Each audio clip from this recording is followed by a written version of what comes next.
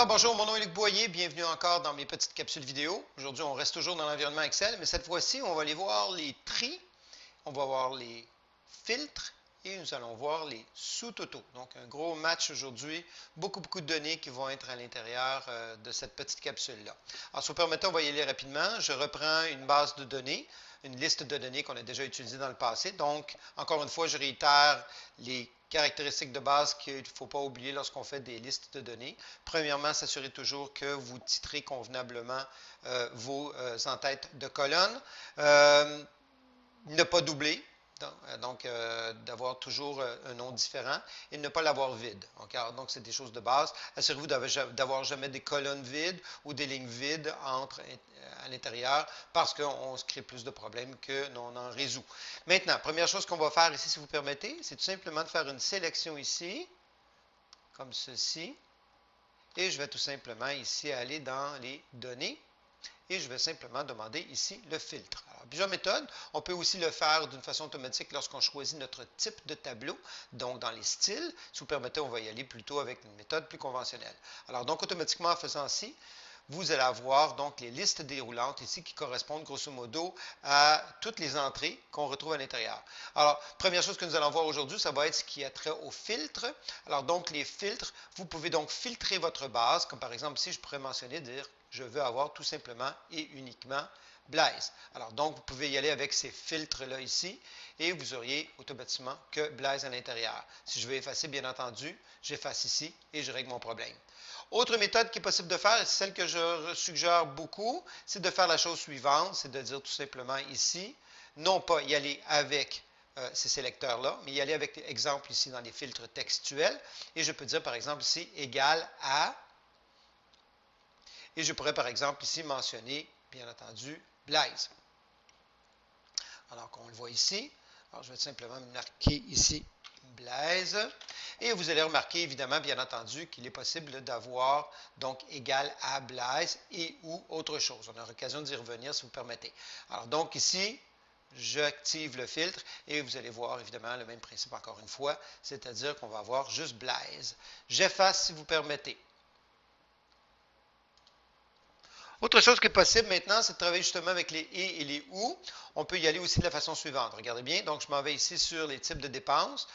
On peut y aller encore une fois par ici, mais si par exemple je spécifie que je désire utiliser les filtres textuels, je peux demander quelque chose comme ceci, égal à.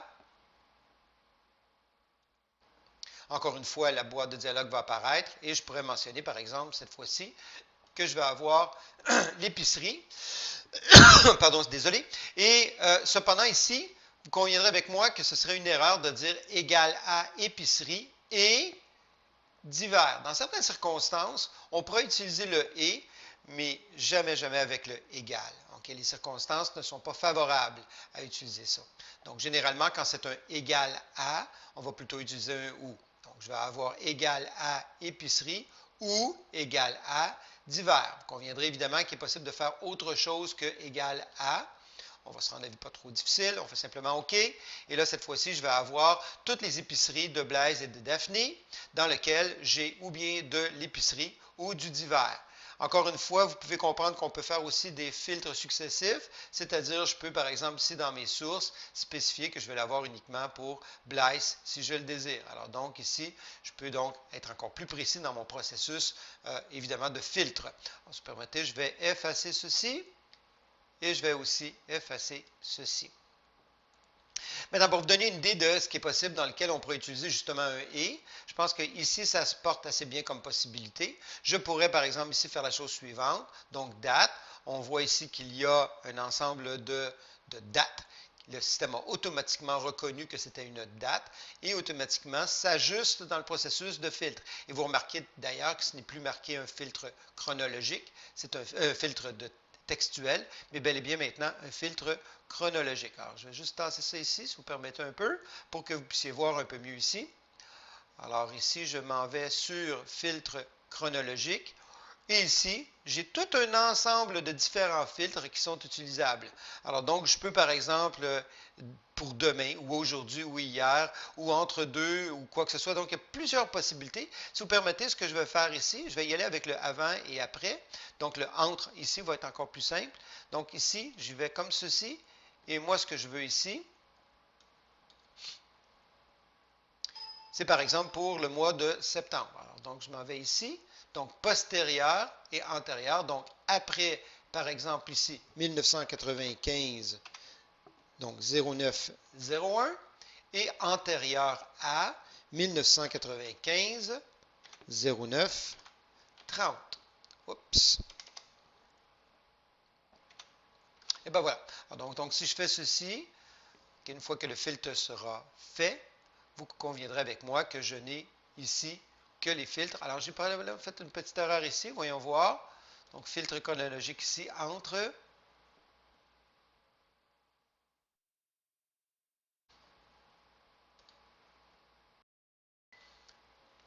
Donc, on la voit immédiatement. L'erreur était juste ici.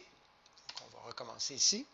Donc, 1995, 0930. Est-ce que cette fois-ci, je vais avoir un peu plus de succès?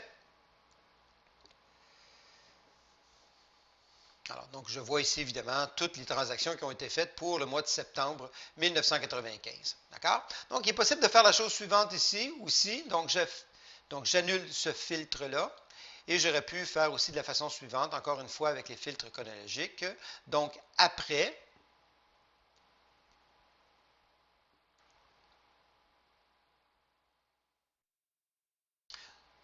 donc ici, après, donc postérieur à 1995 0901 et antérieur au 1995 09 30. Bon, je l'ai rentré comme il faut, oui. Alors, je fais ceci. Et automatiquement, je me retrouve avec la même situation, c'est-à-dire entre telle date et telle date. Donc, 1995, 09, donc 01 que j'avais rentré. C'est bel et bien ça. Donc, avant ou antérieur à. Bon, cette fois-ci, on va juste l'éliminer si vous permettez.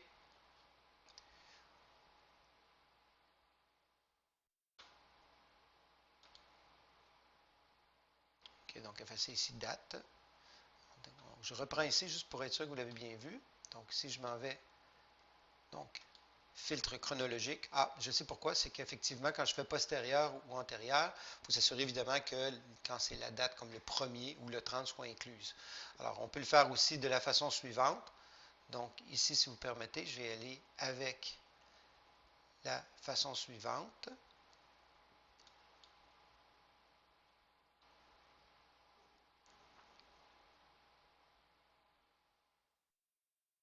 Alors, donc ici, je peux mettre égal, exemple, à. Je peux mettre aussi postérieur ou égal. Alors, voyez-vous ici, il y a des choses qu'il faut qu'on voit ici pour être sûr de ne pas faire d'erreur. Alors, ici, si vous permettez, je vais refaire ici. Donc, postérieur ou égal à 1995 0901. Et encore une fois, ici, postérieur ou égal pour avoir évidemment les dates terminales.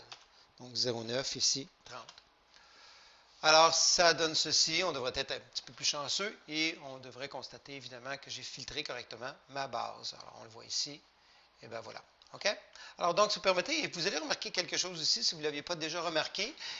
C'est lorsque vous voyez ici que la couleur ici des numéros, des nombres, qui correspondent en fait à la ligne, deviennent bleus. C'est que vous avez automatiquement donc quelque chose qui a été filtré à l'intérieur. OK? Sinon, vous ne le verriez pas comme ça. D'accord? Alors, donc ici, simplement prendre conscience de ça. Alors, si vous permettez, je vais simplement annuler ça ici. Je peux faire évidemment ici la même chose entre un tel nombre et tel nombre, ou alors plus petit ou plus grand que, avec cette fois-ci le montant. Alors, donc ici, si vous permettez, je vais faire comme ceci. Je m'en vais ici. Et encore une fois, cette fois-ci, ce ne sont plus des filtres chronologiques, mais bel et bien des filtres numériques. Donc, le système s'adapte automatiquement au type de cellule. Alors, donc ici, je vais mettre supérieur, exemple, ou égal à... Alors, le système, encore une fois, va m'amener ma boîte de dialogue dans lequel je vais entrer, par exemple, supérieur ou égal à, par exemple, 10. Et je pourrais évidemment ici spécifier inférieur ou égal à, par exemple, le 20. On va mettre 30.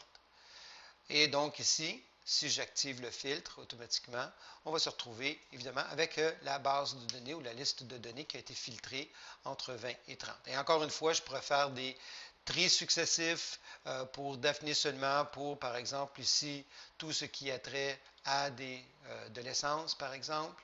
Donc on voit évidemment ici que ça devient de plus en plus petit. Et je pourrais par exemple ici demander quelque chose comme par exemple ici uniquement pour Blaise. Bon, je pense que vous avez compris de toute façon le principe. Et donc, à partir de là, bien entendu, on peut donc aller très, très précis dans nos requêtes. Vous remarquerez ici qu'il y a des contextes de filtres qu'on peut effacer. Donc, si j'efface ici, automatiquement, tous mes filtres ont disparu et je peux recommencer. Donc, ou bien je le fais individuellement s'il y a lieu, ou bien je peux y aller tout simplement en disant on efface tout et on recommence. J'ai pas parlé de certains, comme par exemple ici, peut-être ce serait un petit peu difficile à trouver, mais je pourrais par exemple être très précis. Remarquez ici, là, il y a le mot, donc dans le mot repas, il y a quelque chose qui s'appelle PAS ici. Alors, regardez, je pourrais faire la chose suivante. Donc, il n'y a pas véritablement de contexte favorable ici, mais dans certains contextes, je pourrais interroger pour avoir des mots bien spécifiques ou des syllabes qui sont spécifiques à l'intérieur. Alors, je pourrais par exemple ici quelque chose qui contient, par exemple ici. Alors, je pourrais marquer par exemple PAS. Encore une fois ici, il n'y a pas de pertinence de le faire. OK, mais si j'interroge une base de données où est-ce que, par exemple, il y a beaucoup de texte à l'intérieur, ben, je pourrais, par exemple, lui demander quelque chose qui est très précis. Par exemple, une liste, un inventaire quelconque dans lequel il y a un mot particulier, comme par exemple boulon. Alors, ça pourrait être marqué boulon 3 pouces, boulon 5 pouces. Ah ben voilà, je pourrais donc interroger pour demander tout ce qui contient le mot boulon. Alors, on voit évidemment la pertinence d'utiliser ce type de filtre-là s'il y a lieu. OK, alors donc j'efface si vous permettez. Alors ça conclut relativement bien ce qui a trait au filtre. Ce qui est important évidemment de considérer, c'est que les filtres peuvent être successifs. Donc, on peut en faire un par-dessus un autre. Il est possible aussi d'utiliser le et le ou au besoin, évidemment, et de l'appliquer comme il faut. Et aussi de comprendre que les cellules, selon leur contenu, vont être adaptées dans l'affichage des contextes. C'est-à-dire, ici, je peux demander un filtre, que ce soit textuel, chronologique ou numérique, selon le type de cellule qui est à l'intérieur. Si vous permettez, on va y aller maintenant vers le tri. Alors, il y a plusieurs façons de trier. Alors, évidemment, une fois que vous avez fait les filtres comme ça, c'est d'autant plus facile. Je peux, par exemple, évidemment, dire, bon, je vais aller trier, par exemple, par type de dépense. Alors, on s'en va simplement sur la cellule en question et n'importe où, et on lui dit, je vais l'avoir par type de dépense. Je n'ai pas à sélectionner en tant que tel ma base de données, compte tenu du fait qu'elle est déjà présélectionnée avec le contexte, évidemment, des listes déroulantes. Il faut faire attention parce qu'effectivement, si je faisais la chose comme ceci, et je demandais, par exemple, un filtre, je pourrais avoir des sérieux problèmes s'il n'y avait pas déjà une protection qui serait au niveau de ma liste de données. Okay? Dans ce cas-ci, il y en a une, alors, ce qui m'amène évidemment à ne pas faire des erreurs qui pourraient être un peu malheureuses. OK, alors si vous permettez, donc vous avez compris évidemment que si je m'en vais comme ça ici, ça peut se faire comme ça aussi. Et donc, je suis présentement filtré par source. Vous remarquerez ici qu'il y a une petite flèche automatiquement qui apparaît. Cette petite flèche-là nous fait déterminer évidemment, dans ce cas-ci, que j'ai décidé d'avoir un filtre, pas un filtre, mais un tri de A à Z. Alors, si je m'en vais par exemple ici de Z à A, vous allez voir automatiquement ici, il va y avoir, la flèche va changer de direction en ce qui a trait au tri qui a été fait. Ce qui m'amène évidemment à vous dire qu'il serait possible de faire la chose suivante, c'est-à-dire d'arriver puis dire, ben, je vais avoir un tri par exemple par ici, plutôt que d'y aller par ici. Alors, je pourrais dire par exemple, je vais avoir par Blaise, et par exemple ici, je pourrais mentionner, je vais l'avoir ici trié de A à Z ici, comme ceci. Alors, vous allez voir évidemment que tous les divers sont ensemble. OK? Et Blaise arrive avant Daphné. Donc, j'ai fait un tri successif, encore une fois, comme un filtre successif. Et si je mets les épiceries ensemble, ben, vous allez voir, Blaise arrive en premier parce que B arrive avant D. OK? Donc, on peut faire comme ça plusieurs tris successifs. La problématique avec cette méthode, c'est qu'évidemment, c'est un contexte séquentiel, c'est-à-dire qu'il commence par faire le type de dépense plutôt que de faire source en premier. Si vous voulez contrecarrer cette difficulté-là, ben, il faut plutôt y aller par ici. Donc, je peux m'en aller ici avec un tri. Donc, en faisant un tri ici, je peux mentionner, par exemple, ici, bon, je vais supprimer tous les niveaux. J'ajoute le premier niveau et je décide, par exemple, que ma première clé de tri, OK, ça va être la source.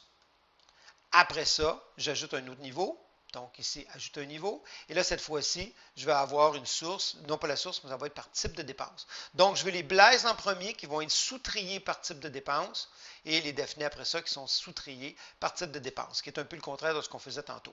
Alors, évidemment, encore une fois, vous avez la possibilité de faire de A à Z ou de Z à A. Vous comprenez évidemment que s'il y a un contexte numérique, ça va être évidemment en ordre croissant ou décroissant. Alors, je fais simplement OK. Et là, évidemment, vous remarquerez, c'est que tous les blaises sont en premier et les daphniques qui sont après. Alors, donc, pour les blaises ici, il y a les divers en premier, les épiceries après, les essences après, et repas, vidéo, etc. Et tout. Et après ça, vous avez Daphné qui est retrié à nouveau par type de dépense. C'est tout simple que ça. Évidemment, si vous voulez ne plus avoir à utiliser ce contexte-là, encore une fois, si vous faites effacer, ça efface aussi en même temps le contexte des tris qui ont été faits. Ça ne rétablit pas les données comme ils étaient au départ, mais cependant, on voit qu'il a perdu les petites flèches qui sont axées sur les contextes de tri. D'ailleurs, si vous allez sur trier ici, vous allez remarquer qu'il ne reste plus rien. Maintenant, alors donc, c'est à peu près ce que je vais vous montrer au niveau du tri. Je ne pense pas qu'il y a besoin d'aller plus loin que ça. Oui, il est possible d'aller plus loin, mais dans un contexte d'introduction, je pense que c'est bien suffisant. Si vous permettez maintenant, on va y aller avec la troisième façon. Donc, je vais juste conclure, OK, et résumer. Donc, le tri, généralement, on commence par faire votre filtre en premier, c'est plus facile. Donc, on fait une structure à partir de votre liste de données, il y a moins de risque d'erreur. La deuxième chose, évidemment, c'est que vous pouvez y aller pour un à la fois, que ce soit en faisant ici ou que ce soit en faisant ici. Et si vous voulez maintenant des tris successifs, ben, vous le faites ou bien en faisant successivement plusieurs, mais cette fois-ci, ça va aller de gauche à droite, ou alors vous allez par trier et vous ajoutez simplement des niveaux. Troisième chose que je vais vous montrer maintenant, c'est ce qui a trait aux sous-totaux. Donc, les sous-totaux, qu'est-ce que c'est? C'est la possibilité de faire des sous-totaux, donc cette forme de synthèse par rapport aux données. Ce qu'il est très important à savoir, OK? Et je vais vous donner un exemple. Si je voulais faire un sous-total par exemple, tout ce qui est source. Donc, je veux toutes les blaises ensemble, j'aimerais savoir un sous-total, et tout ce qui est devenu, je vais avoir un sous-total avec ça. La chose la plus importante à se souvenir, c'est qu'il faut qu'il y ait une concordance entre le type de tri que vous allez faire versus le sous-total que vous allez obtenir. Donc, si je veux un sous-total qui est relatif à la source, je dois trier en source en premier. Si vous ne faites pas ça, le résultat ne sera pas concluant. Alors, donc ici, si vous permettez, donc je vais évidemment avec donc un tri en premier, et je l'ai déjà fait, par source. Et je vais y aller ici tout simplement avec sous-total. Alors, évidemment, le système reconnaît d'emblée, évidemment, la liste de données. En deuxième étape, ici, c'est ici qui est important, c'est que chaque changement c'est à chaque changement de source. Alors, donc, il faut qu'il y ait concordance entre le tri que vous avez fait ici et la source. Et je n'ai pas besoin de vous mentionner, évidemment, qu'il n'y aurait aucun intérêt à faire un sous-total pour des contextes dans lesquels les contenus seraient différents. Donc, je n'ai pas besoin de trier par numéro d'entrée, puis après ça, faire un sous-total par numéro d'entrée. Ce serait complètement ridicule. Il faut qu'il y ait un contexte favorable, c'est-à-dire, par exemple, où est-ce qu'une entrée se répète plusieurs fois. Alors, dans ce cas-ci, Blaise me semble assez pertinent.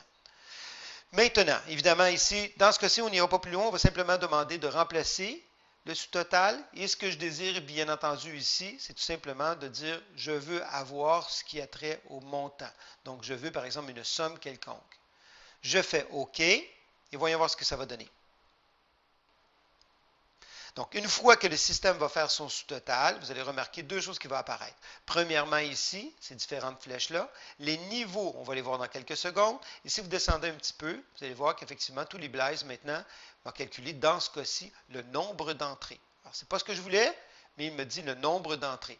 Et si je descends un petit peu plus de bas maintenant, je vais voir ici le nombre d'entrées pour Daphné, pour un total évidemment de 71. Si vous allez un petit peu plus bas ici, et je m'en vais par exemple ici sur le niveau 2, le niveau 2 va me donner uniquement les sous-totaux, et le niveau 3 va me donner, excusez-moi, le niveau 1 va me donner le grand total seulement, soit 71. Alors donc ici, je m'en vais par ici, je vois ici, et je vois évidemment si je vais avec le numéro 3, l'ensemble des données. Mais on disait tantôt qu'effectivement, par défaut, le système a choisi le nombre de données. C'est pas ça que je voulais. Moi, je voulais avoir la somme ici. Alors, si vous permettez, je reviens à l'intérieur de sous-total ici. À l'intérieur de sous-total, évidemment, on va calculer, on va utiliser la bonne fonction. Alors, dans ce cas-ci, le système avait calculé le nombre d'entrées de type montant. Ce n'est pas ça que je désire. Dans mon cas, je veux la somme. Vous remarquerez, bien entendu, qu'il est possible, encore une fois, un peu comme des fonctions statistiques que nous avons vues ou des fonctions de base de données, on peut utiliser donc la moyenne, la valeur maximale, la valeur minimale et le produit lorsqu'il existe, par exemple, des multiplications quelconques. Alors, dans ce cas-ci, pour moi, ça ne me touche pas. Vous pouvez évidemment utiliser, exemple, l'écart type, bon, et la variance, etc. Bon, si vous permettez, on va y aller simplement avec la somme.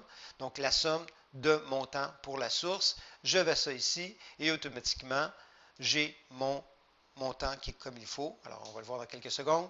Donc, j'ai bel et bien 1000 $ ici pour Blaise et j'ai évidemment 775 $ ici pour Daphné. Maintenant, je désire retourner à l'intérieur de sous-total ici et je vais tout simplement, si vous permettez, dire que je veux simplement supprimer tout ce qui a trait aux sous-totaux. Donc, je supprime ici pour enlever la structure des sous-totals. Et je sors tout simplement ici pour le moment et on voit ce que ça donne ici. Donc, j'ai enlevé mon sous-total. Imaginons maintenant que je voudrais plutôt l'avoir par type de dépense, ce qui me semble assez logique. Alors donc ici, je commence par trier en premier par type de dépense, hyper important, d'accord? Et après ça, je retourne ici dans donc tous les divers ensemble, toutes les épiceries ensemble, etc. et tout, hein? Et après ça, je m'en vais dans sous-total ici. Et dans sous-total, je préfère encore une fois la même chose. Si vous permettez, on va le faire de la façon comme on l'a fait tantôt, c'est-à-dire je veux à chaque changement de non pas source, parce que si je mets source, vous allez voir le résultat va être particulièrement moins intéressant. Alors si vous permettez ici, je vais plutôt y aller par type de dépense. Alors type de dépense ici, je veux la somme des montants. Donc, on pourrait avoir plusieurs sous-totaux en passant. Si je voulais avoir, par exemple, la somme du montant et autres, peut-être calcul numérique qui serait fait. Alors, ça surcharge. Faites attention à ça. Ce n'est pas nécessairement très, très joli à voir. Moi, je préfère le faire plutôt, à moins, évidemment, qu'il y ait un contexte favorable, d'en faire un à la fois. Alors, donc, si je fais OK, et je vois, évidemment, ici, le résultat que ça a donné, c'est-à-dire... Donc, tout ce qui a trait aux divers, tout ce qui a trait à l'épicerie, bon, je pense que vous avez compris.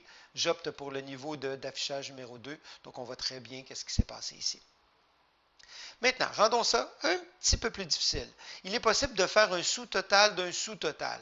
Alors, pour réussir à faire ça, évidemment, ce que je vais être obligé de faire, OK, puis suivez-moi bien, vous allez voir que il est possible de faire des choses quand même assez intéressantes par rapport aux sous-totaux. Premièrement, je supprime tout. OK? La deuxième chose, je vais revenir à mon tri que j'ai fait il y a quelque temps, c'est-à-dire un premier niveau de tri qui va être au niveau de la source et un deuxième niveau de tri qui va être relatif à, par exemple, ici, le type de dépense.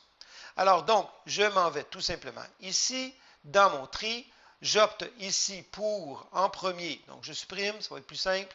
Donc, j'affiche ici en premier par source et j'ajoute un niveau ici par type de dépense. Alors, suivez-moi bien, vous allez voir ce qui va se passer.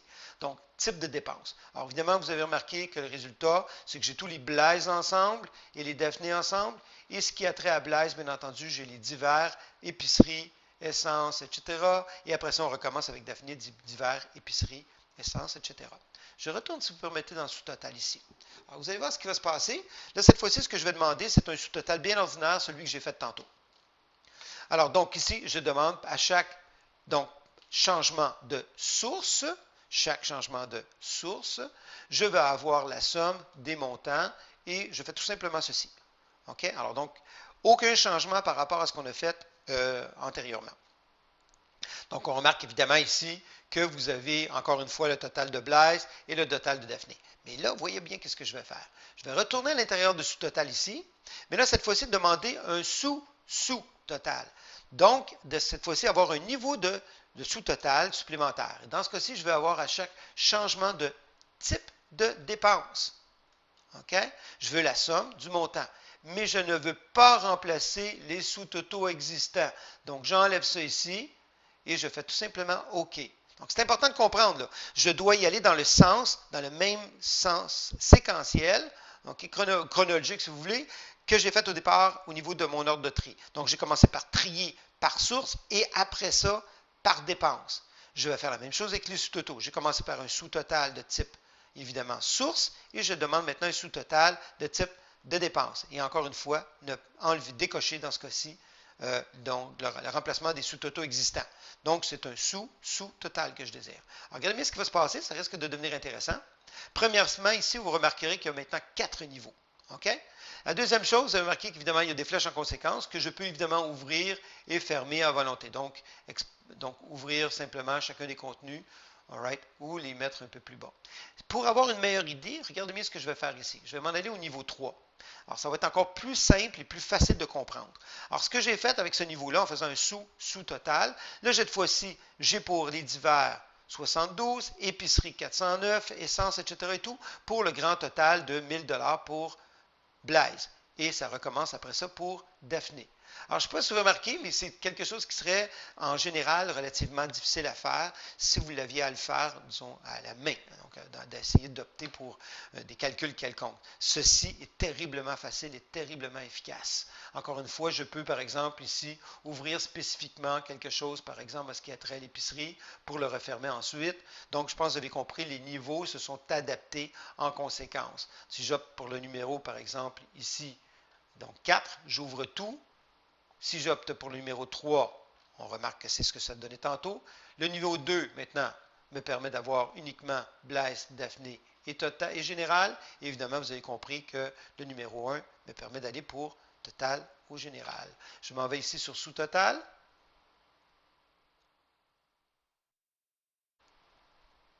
J'efface tout simplement tout encore une fois.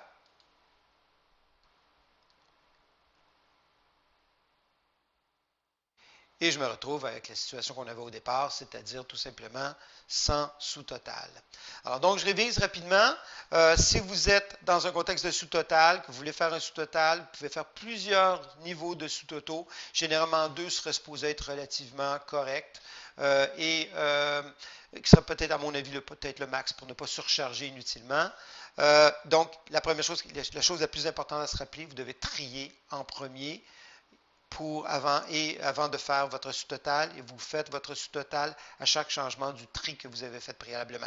Si vous faites un sous-total, vous devez respecter l'ordre de tri. Donc, vous devez, dans ce cas-ci, ce qu'on avait décidé de faire, c'est de faire Blaise la source en premier de trier et l'autre tri séquentiel était sur le type de dépense.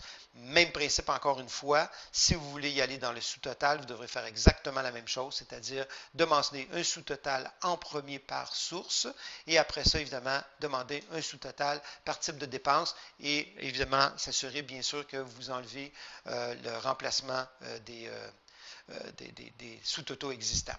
Dernière chose que je voudrais peut-être vous mentionner, si par exemple je voulais spécifiquement avoir quelque chose qui serait par exemple pour l'année ou le mois en question. Plusieurs façons de le faire. Moi, je vous en propose une, tout simplement. Je vais faire la chose suivante ici. Alors, ici, je vais tout simplement faire la chose comme ceci. Regardez bien. En fait, non, je vais aller plutôt par ici. Ici, ce que je vais demander, c'est d'avoir tout simplement, je vais extraire ici le mois d'une date en question. Alors donc ici, bon, je vais faire un copier-coller. En fait, essentiellement, ça va se faire automatiquement tout seul. Mais je vais simplement le faire comme ceci. Donc, je copie et je colle ici. Et on va faire des petits ajustements. Si je voulais, par exemple, avoir un sous-total par mois, OK? Alors, voici ce qui serait possible de faire. Je vais essayer, permettre ici, extraire le mois de la date en question ici. Donc, on voit ici que j'ai maintenant le mois, donc le 9. Et je vais tout simplement ici descendre tout ça ici dans l'ensemble de ma donnée. Donc, j'ai fait simplement une fonction qui me permet d'extraire le mois en question. Évidemment, vous avez compris, bien entendu, ici que je devrais faire ce changement-là. Donc, je reprends, si vous permettez, ici, donc, toute ma base. Je retourne dans mes données ici. Je défiltre et je refiltre. OK, pour faire réapparaître simplement ici, cette fois-ci, ce qui a trait au mois. Et je vais spécifiquement demander ici de trier, OK, du plus petit au plus grand. Donc, j'ai maintenant tous les 9 qui sont ensemble et les 10 qui sont ensemble. Vous avez compris, bien entendu, qu'à partir de là, je pourrais demander un sous-total. Et encore une fois, dire à chaque changement de mois, je veux un sous-total. Alors, donc, si je m'en vais, parce que si je le faisais en passant comme ça ici, la somme, je pourrais le faire ici, OK, mais ça serait beaucoup plus difficile parce qu'évidemment, ça serait à chaque changement de date, alors ce qui serait un petit peu difficile. Alors, moi, dans mon cas, c'est beaucoup plus facile de faire ce changement ici de mois. Je veux la somme des montants ici, je n'ai pas besoin de ça ici. Je veux remplacer les sous-totaux dans ce cas-ci parce que ça me semble tout à fait correct de le faire. Et je fais tout simplement OK. Alors, je me retrouve donc ici, évidemment, avec donc, ce qui est pour le mois de septembre. Et après ça, j'ai tout ce qui a trait au mois d'octobre. Et évidemment, pour mon sous-total. Donc, si je m'en vais vers un niveau de présentation ici, ça va vous donner, ça va être un peu plus simple. Évidemment, vous pourriez faire un paquet de petites modifications à l'intérieur de ça. Je pense que le plus important là-dedans, c'est de retenir que c'est une façon de s'en sortir quand vous voulez avoir quelque chose qui serait, par exemple, dans un contexte mensuel. Alors, j'espère que ça vous sera utile. Encore une fois, un peu d'imagination, un petit peu de débrouillardise va vous permettre d'aller chercher à peu près tout ce que vous voulez au niveau de vos listes de données. Donc, aujourd'hui, nous avons vu ce qui a trait au filtre, au tri et au sous-toto. Alors, bonne pratique.